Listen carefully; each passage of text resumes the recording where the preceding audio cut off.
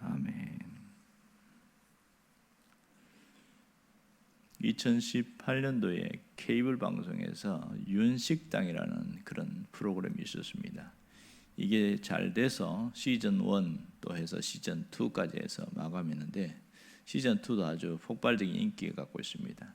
그 내용의 컨셉은 굉장히 간단합니다. 외국의 경치 좋은 곳에 조그마한 한국 식당을 열어놓고 장사를 하는 내용인데, 그것도 얼마간의 짧은 기간 동안 장사한 내용입니다. 거기에 있는 그 요리하는 사람은 전문 셰프도 아니고 다 한국의 배우들이 가서 요리를 합니다. 음식을 파서 만들어서 하는데 내용도 그렇게 다양하지 않습니다. 비빔밥, 불고기, 호떡 이런 종류. 근데 이것은 이제 전혀 외국인들이 맛을 모르는 사람들이 이제 음식을 먹고 나서 한결같이 하는 말이 맛있다 이렇게 표현을 합니다. 근데 맛있는데 중국 음식이랑 좀 다르네 이러면서 다 엄지척하고 또 그 음식에 있는 그 그릇을 싹싹 비우는 그런 부분이 컨셉은 항상 똑같습니다. 근데 희한하게도 똑같은 내용이고 똑같은 반복된 일상이고 그렇게 하는데 사람들이 뭐라고 이렇게 후기를 올리냐면 힐링이 된다 이렇게 표현을 했어요. 뭐가 그렇게 힐링이 될까? 지루할 것 같은 그런 반복적인 일상인데 사람들이 누군가로부터 어떤 맛있다는 얘기를 듣는 것이 그렇게 좀 좋더라는 거죠. 그래서 결론을 내리기를 우리 삶에는 격려가 되는 그런 힘, 힐링이 되는 그런 일들이 참 많으면 좋겠다 그런 얘기가 되는 거죠. 여러분, 맛있다는 한마디가 누구에게, 특히 음식을 한 사람에게는 굉장히 힘이 된다는 것을 우리가 배우게 됩니다. 오늘 우리가 보면 세상에는 힐링이 되는 만한 그런 일들이 많지 않습니다. 오히려 살아가다 보면 누군가로부터 상처받고 아파하고 괴로워하고 이런 일들이 참 많습니다. 그 핵심에는 뭐가 있냐면 말이 있습니다. 말 때문에 모든 것이 뒤틀어지고 관계가 힘들어지는 것을 볼 수 있지요. 오늘도 보면 상대방으로 하여금 미움을 살 때가 있는데 그것도 다 말 때문임을 알 수 있습니다. 오늘 12절에 그렇게 얘기합니다. 미움은 다툼을 일으켜도 이렇게 말합니다. 여기에서 뭘 얘기하냐면 미움과 허물을 얘기를 하고 있는데요. 미움의 결과는 다툼이다 이렇게 말합니다. 그럼 미움은 무엇을 만들어내냐? 모든 허물을 덜추어내는 것을 말합니다. 상대방의 약점, 감추고 싶은 부분이 허물인데 그것을 덜추어내는 것, 이걸 얘기합니다. 누군가를 미워한다는 것은 무언가를 싫어하고 못마땅하게 여기는 감정을 말합니다. 누구도 미움받거나 미워하고 싶지 않은 것이 현실입니다. 일본 사람이 쓴 책인데요, 사람을 미워한다는 것, 제목이 그렇습니다. 요스미치라는 이 분이 쓴 책인데 그 내용 중에 앞부분에 이런 내용이 있습니다. 세상에는 이해할 수 없는 생각을 하는 사람이 많다. 누군가를 미워해서는 안 된다고 굳게 믿고 있다. 그러한 사람은 자신이 누군가를 미워하고 있다는 사실을 깨달으면 몹시 괴로워한다. 누군가를 미워하게 되었다는 사실 때문에 어쩌면 자신이 조심성이 없고 부도덕한 인간 아닌가 스스로 책망을 하는 것이다. 미워하는 이유가 충분한데도 계속 괴로워한다. 나이가 되니 통감하는 것이 있다. 인간이란 미움받고 싶어하지 않는 생물이라는 것. 자신이 자기가 미워하는 사람에게조차 미움받고 싶지 않은 생물이라는 것이다. 그 짧은 내용인데 상당히 많은 생각을 하게 되었습니다. 인간 본성이 보면 내 의지와 상관없이 상대방이 했던 말이나 행동 때문에 상처를 받고 또 미워할 수밖에 없는 그런 일들이 있더라는 거죠. 또 어떤 분은 나를 질투해서 내가 미움의 대상이 되는 그런 경우도 있더라는 겁니다. 이 모든 미움이라는 것을 어떻게 알 수 있냐? 말입니다. 말을 통해서 그 사람이 하는 말이 나를 미워하는구나 이렇게 알 수 있죠. 이 말은 사람의 사고와 인격과 존재와 정체성을 갖고 있습니다.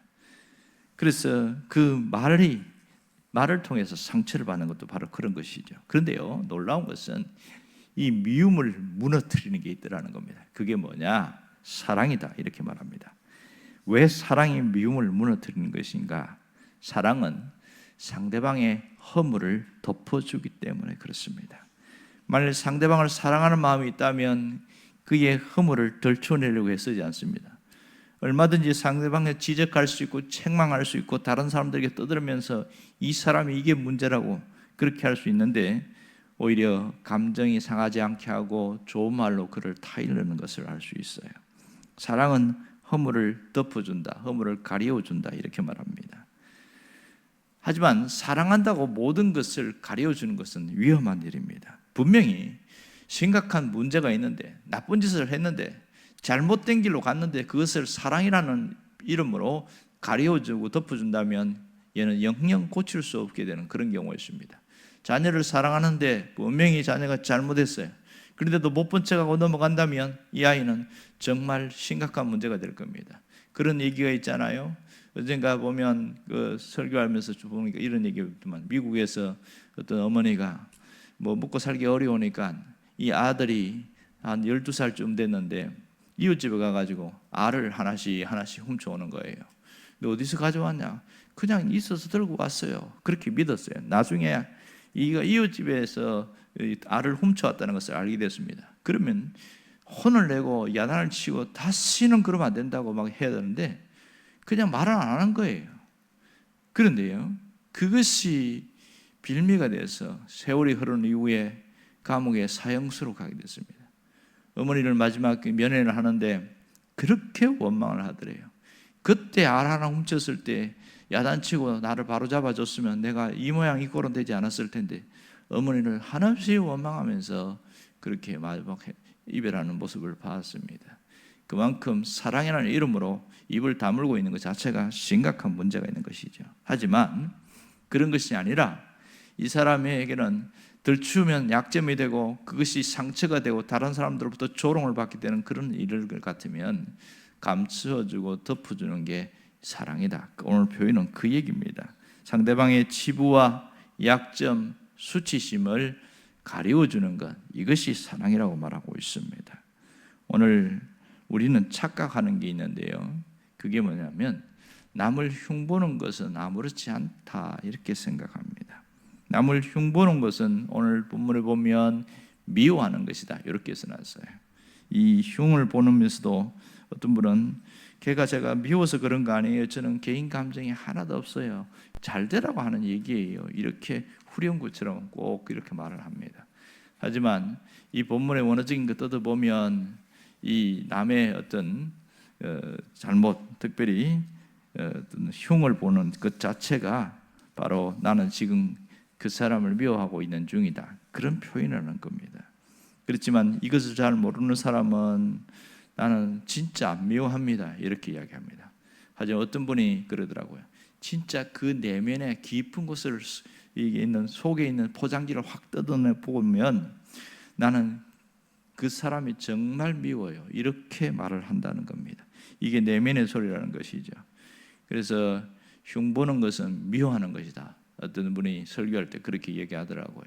상당히 깊이 깨닫게 됐는데, 흉보는 것은 미워하는 것이다. 허물을 덮어주는 게 아니라 허물을 덜추내는 거기 때문에 그렇다, 그렇게 표현하더라고요. 맞는 말 같습니다.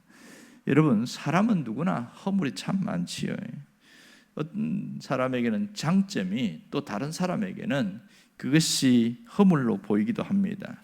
희한한 일입니다. 오히려 장점이 상대방으로부터 질투를 일으키게 만들어서 또 미워하는 대상이 되기도 하는 것이죠. 그러나 상대방의 허물을 덜쳐내는 것은 얼마든지 할 수 있습니다. 성숙한 사람은 허물을 덜쳐내는 것이 아니라 덮어줍니다. 왜냐하면 허물을 덮어주는 게 사랑이기 때문에 그렇습니다. 옛날 우리나라 전래 동화 중에서 꼬마 신랑이라는 그런 이야기가 있습니다. 신랑이 8살밖에 안 됐고 이 부인은 16살, 18살쯤 됐는데, 이제 결혼했는데 애가 너무 어린 거예요. 맨날 놀아달라고 그러고 뭐 업어달라고 그러고 너무 귀찮게 하는 겁니다. 일은 많은데. 그래서 이 색시가 하도 화가 나가지고 이 신랑을 확 집어던져서 지붕 위에다가 던져놔 버려요. 어떻게 내려올 수도 없고 황당하잖아요. 막 뭐 좀 내려달라고 하는데 복수한 거죠. 그런데 시어머니 시아버지가 외출했다가 딱 와서 그 모습을 본 거예요. 난리가 난 거죠. 이제 이거 이러면 그 섹시는 거의 뭐 심각한 어려움이 있습니다. 그런데 이 꼬마 신랑이 얼마나 재치가 있냐면 호박을 큰 걸 따야 되나 작은 걸 따야 되냐고 묻는 거예요. 그러니까 갑자기 집에서 들어오다가 어머니가 아무거나 따와 이렇게 이야기해서 그 위기를 모면하고 잘 내려갔던 그 얘기를 하는 겁니다. 결국은 그때 이후부터 이 섹시가 자기 신랑을 그렇게 잘 대해줬다면 그런 얘기입니다. 별거 아닌 것 같은데도 그 위기를 잘 넘기게 하는 그것 때문에 사람이 달라지게 됩니다. 사도 바울은 이 미움을 받는데 사랑을 어떻게 표현했냐면 사랑은 참는 것이다. 때로는 허물을 가리우는 것이 내가 한번 참아주는 것이 사랑이다. 이렇게 표현을 했습니다. 이 참는다는 표현을 제가 보니까 그 원어적인 표현은 보호한다, 감싼다 이런 표현 어떤 단어가 있습니다. 결국 사랑은 허물을 덮어주고 지켜주고 감싸는 것임을 알 수가 있습니다. 여러분, 하나님께서 아담과 하와가 선악과를 먹고 그렇게 비참하게 됐을 때에 가죽옷을 지어서 그들의 허물을 가리워 준 것을 알 수 있습니다. 이것이 하나님께서 우리에게 주는 사랑의 모습임을 알 수 있습니다. 우리도 허물과 죄로 망가진 우리였지만 예수 그리스도의 옷을 입혀 주셔서 우리의 허물을 가리워 주셨습니다. 그래서 우리는 의인이라고 인정합니다. 사실은 의인이 아닌데 이 그리스도의 옷을 입혀 주어서 우리를 하나님은 의인이다 이렇게 보고 있는 것이죠. 오늘 하나님은 우리가 어떻게 살기를 보는지 명확합니다. 내가 하나님이 나의 허물을 가리워 준 것처럼 우리도 누군가의 허물을 가리워 주는 사람이 되라. 이것이 그리스도의 사랑이고 그리스도의 사랑을 실천하는 것이다. 그 얘기를 하고 있습니다. 혹시 누군가가 허물을 덜 주고 흉을 보고 있다면 그것을 그만하게 만들고 오히려 상대방의 허물을 가려주는 것 그 자체가 바로 하나님의 나라를 세워나가는 일이라고 할 수 있겠지요. 그럴 때 우리는 한층 더 성숙한 신앙인이 된다는 것을 알 수 있습니다. 오늘 우리가 기도할 것은 이겁니다. 하나님, 혹시 누군가의 허물을 들춰내는 사람이 아니라 그 허물을 감추는, 가리워주는 그런 사람이 되게 하옵소서. 이것이 우리의 기도가 되기를 바랍니다. 기도하겠습니다.